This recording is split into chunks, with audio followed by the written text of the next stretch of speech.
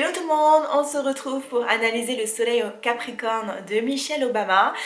Je suis super contente de faire cette vidéo, j'espère que ce calendrier de l'Avent vous plaît toujours autant qu'à moi. Donc c'est parti, j'ai le thème de Michelle Obama sous les yeux, donc je vais le mettre juste ici pour ne rien louper. Bien sûr, j'ai préparé cette vidéo en amont. La première partie sera vraiment de l'analyse et la seconde partie, on va aller regarder un petit peu ses interviews et quelques petites anecdotes que j'ai pu trouver sur internet qui vont vous permettre d'illustrer certains placements de son thème pour que vous puissiez voir comment finalement ça se manifeste chez une personne. Pour ceux qui auraient loupé la vidéo d'hier sur le soleil Capricorne, n'hésitez pas à aller la regarder. Pour rappel, l'archétype du Capricorne, ça peut être le boss ou la boss.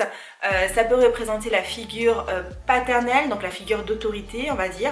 L'énergie peut être aussi représentée par le travailleur acharné, le réaliste ou encore le persévérant. L'énergie capricornienne, c'est vraiment le principe de la construction par le temps. Du coup, maintenant que j'ai fait une piqûre de rappel, on va pouvoir se concentrer sur le thème astral de Michelle Obama. Son thème astral est 100 heures de naissance, donc on n'aura pas son ascendant ni les maisons astrologiques. Michelle Obama fait partie de la génération des Plutons en Vierge, donc j'en ai déjà parlé dans d'autres vidéos.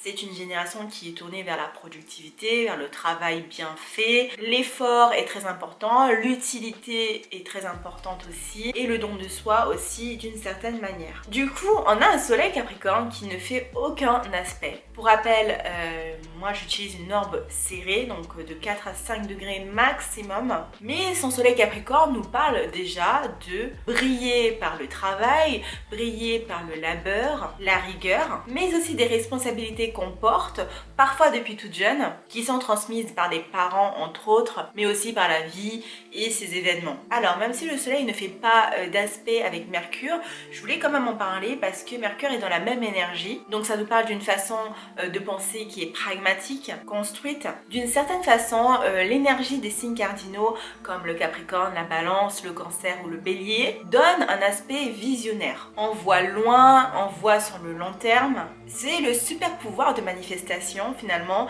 des signes cardinaux et donc de son soleil. On a tous un super pouvoir, hein, donc si vous ne faites pas partie des signes cardinaux et que vous faites partie de la team signe fixe, vous ça va être un pouvoir de magnétisme, on attire à nous. Et les signes d'immutable, ça va être un pouvoir de manifestation lié à la créativité et à l'expression de soi. Du côté de Saturne, maître de son soleil en Capricorne, il est en Verseau. Le Verseau, on l'a pas encore vu, mais l'archétype du Verseau, c'est vraiment le rebelle, le savant, le génie, celui qui est parfois incompris des autres. Son Saturne nous parle de construire un idéal de vie, d'exprimer des idées novatrices ou de remettre au goût du jour des idées anciennes. Son Saturne Verseau doit justement trouver sa singularité pour se positionner en tant que leader, trouver aussi ce qui mérite d'être partagé au plus grand nombre, parler de ce qui fait qu'elle est elle, et c'est justement ce qu'elle a fait dans un de ses livres où elle a parlé de son enfance jusqu'à justement devenir la First Lady noire. Son autobiographie a dû aider énormément de femmes, mais aussi de femmes noires,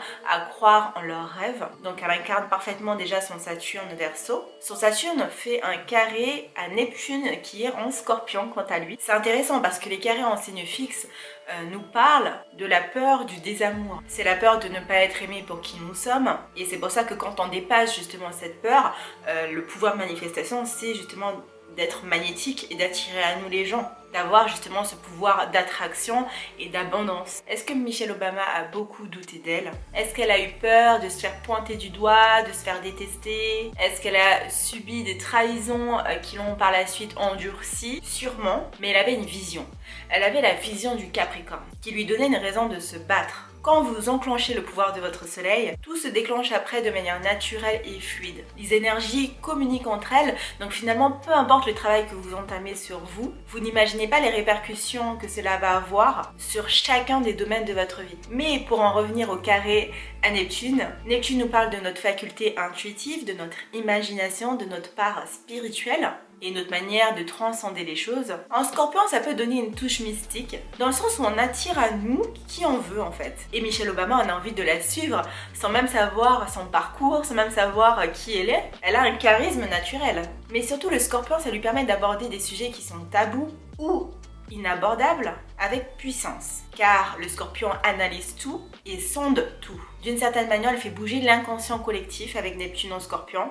Et avec sa posture saturnienne de leaduse, elle comprend les enjeux politiques, individuels et collectifs. D'autant plus avec sa lune conjointe à Vénus en Poisson. Du coup, concernant l'histoire de Michelle Obama, je n'ai pas lu son livre, je l'ai demandé pour Noël, donc ça m'intéresse fortement. Mais ce que j'ai pu trouver sur internet déjà va nous permettre d'expliciter certains traits qu'on peut voir dans son thème astral. J'ai vu qu'elle avait sorti un livre concernant sa vie personnelle, mais aussi un livre concernant sa vie conjugale. Et justement dedans, elle explique que ça n'a pas été le coup de foudre entre elle et Barack. Elle dit: hormis une voix baryton riche et même sexy, il ne l'impressionne guère. En même temps, pour impressionner une saturnienne, il faut y aller quand même. Du coup, Barack, c'était le nouveau stagiaire de son cabinet d'avocat. Ses collègues n'en pouvaient plus de lui. Elle le trouvait normal. Ils ont quand même fini par aller manger une glace ensemble et s'échanger un baiser. Et c'est après cet épisode-là justement qu'elle a ressenti un souffle renversant de désir, de gratitude, de plénitude et d'émerveillement. Alors moi ces mots-là, je sais pas pour vous, mais c'est très poisson dans l'énergie, très neptunien aussi. Et un truc qui est de l'ordre de la magie, de la communion, quoi, avec quelque chose d'assez spirituel quand elle dit de plénitude, de gratitude. C'est quelque chose qui est très détaché du personnel en fait. D'émerveillement aussi, elle dit, moi ça me fait vraiment penser à la magie du poisson, quoi. Dès le début, Michelle est consciente qu'elle est amoureuse d'un type qui a une intelligence de première force et une ambition qui pouvait peut-être avaler la sienne. Elle craignait en fait que la carrière qu'il avait choisie pour lui écrase tous leurs besoins. Mais bien sûr qu'elle craignait ça, parce que autant elle est saturnienne, autant elle a quand même beaucoup de poissons dans son thème, notamment la lune et Vénus. Michelle Obama, elle a envie de vivre un conte de fées, hein. Et même l'aspect Soleil-Neptune, avec cet aspect, on a envie de vivre quelque chose d'extraordinaire. En même temps, comme je disais, avec son Soleil Capricorne, on est plein d'ambition. Donc je comprends l'ambivalence et le fait qu'elle ait peur justement de tomber trop dans son soleil Capricorne et pas assez dans la rêverie du Neptune, et que justement sa relation ne nourrisse pas ses deux côtés, parce qu'elle a ces deux côtés en elle justement. Elle brille justement en étant cette personne qui rêve et qui accomplit ses rêves. J'ai aussi lu qu'elle avait fait une fausse couche qui l'a profondément déprimée, et c'est normal. Elle dit: une fausse couche est solitaire, douloureuse et démoralisante. Quand ça arrive, on le prend parfois comme un échec personnel, ce qui ne l'est pas, ou une tragédie, ce qui, même si c'est totalement dévastateur sur le moment, ne l'est pas non plus. Du coup, ils en sont revenus à avoir une FIV pour concevoir leurs deux filles. Mais elle dit que Barack étant souvent absent, elle a dû elle-même s'administrer ses injections. Et c'est dommage qu'on n'ait pas les maisons, parce que je me demande si Neptune n'est pas dans sa maison 5, quoi. Parce que vraiment il y a ce côté, je ressens l'échec du soleil Capricorne parce que je suis pas arrivée au bout de mon projet, hein, de mon projet d'enfant. Et n'importe qui d'ailleurs serait dans son état. Mais il y a vraiment ce côté où je me prends de responsabilité de m'administrer mes injections pour justement concevoir ce Neptune en fait, c'est ce rêve qui leur appartient.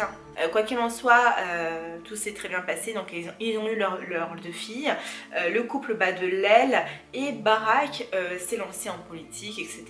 Une certaine distance se crée, ils se voient peu forcément parce que Barack est en déplacement. Du coup, ça leur a donné envie de suivre une thérapie de couple. J'ai trouvé ça hyper intéressant parce que Michelle dit: je l'ai fait parce que je pensais que le conseiller conjugal allait m'aider à bâtir mes arguments contre Barack. Ça c'est assez drôle parce que c'est vraiment son Mercure Capricorne qui a envie d'avoir le dernier mot, etc. Et finalement, elle dit: mais voilà, la thérapie, ce n'était pas du tout ça. Ça m'a servi à explorer ma conception du bonheur. Et j'ai compris que j'avais besoin de soutien, et en partie du sien.